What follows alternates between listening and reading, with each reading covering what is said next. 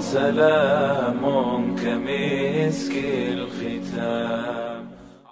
أعوذ بالله من الشيطان الرجيم. بسم الله الرحمن الرحيم. الحمد لله والصلاة والسلام على نبينا محمد وعلى آله وأصحابه أجمعين. درس عقیده رو از کتاب فقه اکبر امام ابو حنیفه دوام میدهیم. موضوع امروزه عصمت پیامبران، یعنی پاکدامنی و بیگناهی پیامبران. امام ابو حنیفه رحمه الله میگویند: والانبیاء علیهم الصلاة والسلام كلهم منزهون عن الصغائر والكبائر والكفر والقبائح وقد كانت منهم زلات وخطيئات، ومحمد رسول الله صلى الله عليه وسلم حبيبه وعبده ورسوله ونبيه وصفيه، ولم يعبد الصنم ولم يشرك بالله تعالى طرفة عين قط ولم يرتكب صغيرة ولا كبيرة قط. یعنی تمام پیامبران علیهم السلام از همه گناهان صغیره و کبیره، کفر و اعمال قبیح و زشت پاک هستند. البته خطاها و لغزش‌های از آنان سرزده است. محمد رسول الله صلی الله علیه و سلم بنده، پیامبر، فرستاده و برگزیده خداوند متعال است. هرگز بت نپرستیده، حتی لحظه به اندازه میژه برهم زدن به خداوند شریک نیاورده است و هرگز مرتکب گناه صغیره و کبیره نشده است. اکنون بیایید شرح گفته های امام ابو حنیفه را میبینیم. امام ابو حنیفه در اول گفتند که تمام پیامبران علیهم السلام از همه گناهان صغیره و کبیره، از کفر و اعمال قبیح و زشت پاک هستند. یعنی از آدم علیه السلام تا محمد صلی الله علیه و سلم چند هزار پیامبری که گذشت، همه آنها از گناه صغیره و کبیره پاک هستند. عددی پیامبرانی که نامشان در قرآن ذکر شده است 25 نفر می باشند و در عموم چند هزار پیامبر فرستاده شده است معلوم نیست. خلاصه همه این پیامبران از گناه کبیره و صغیره پاک هستند. و در دوام امام ابو حنیفه گفتند: البته خطاها و لغزش‌های از آنان سرزده است. دوستان عزیز، و مراد از این لغزش‌ها و خطاهای پیامبران چیست؟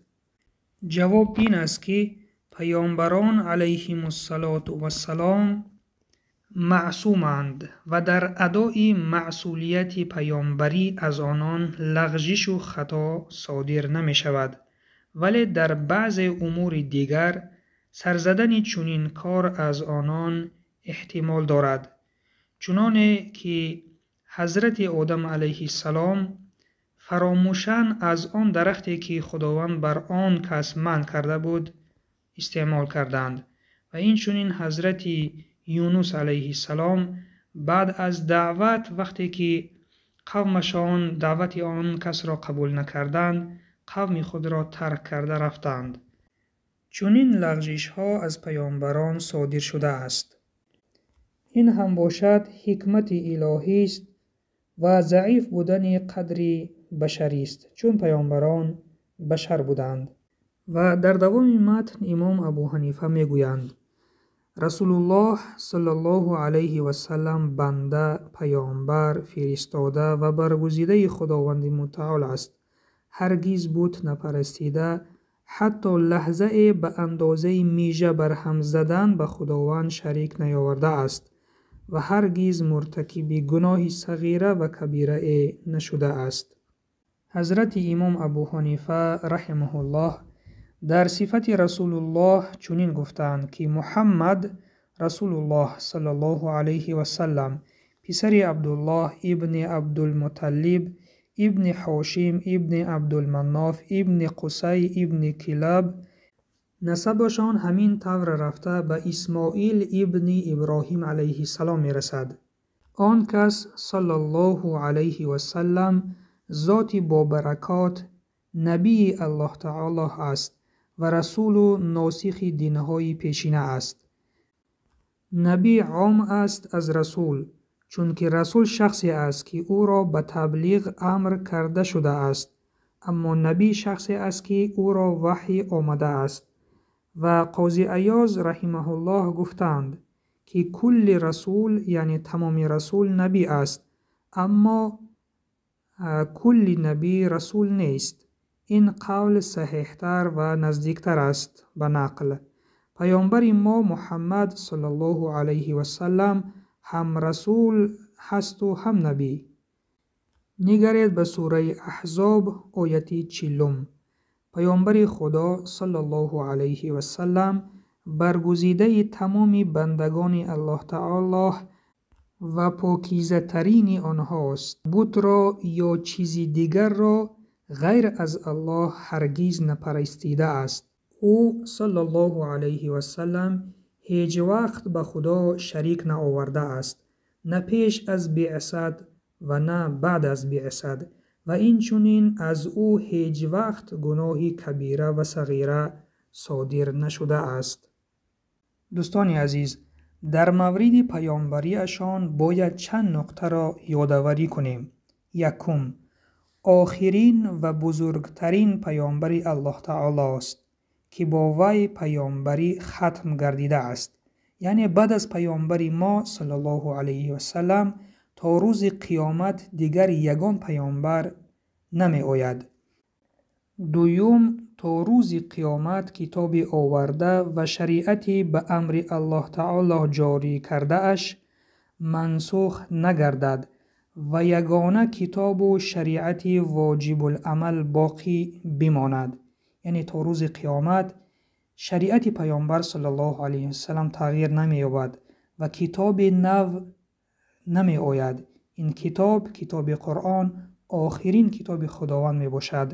سیوم، امام و پیشوای تمام انبیا و اولیا و بقیه بشر بوده در این دنیا تا روز قیامت و در آن دنیا جاویدان به این صفت باقی بماند.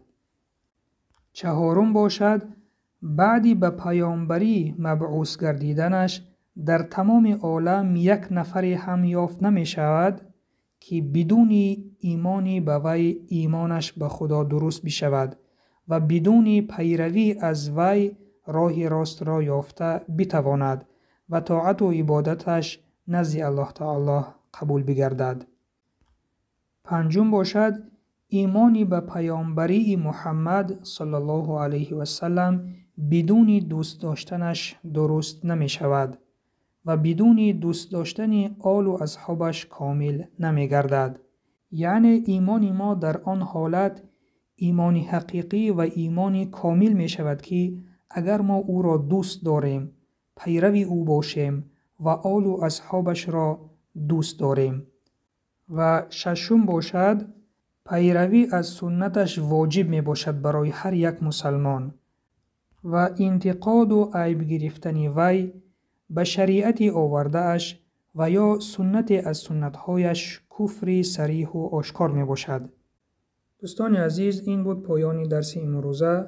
سبحانك اللهم و بحمدک نشهد ان لا اله الا انت نستغفرک و نتوب الیک. السلام علیکم و رحمت الله و برکاته.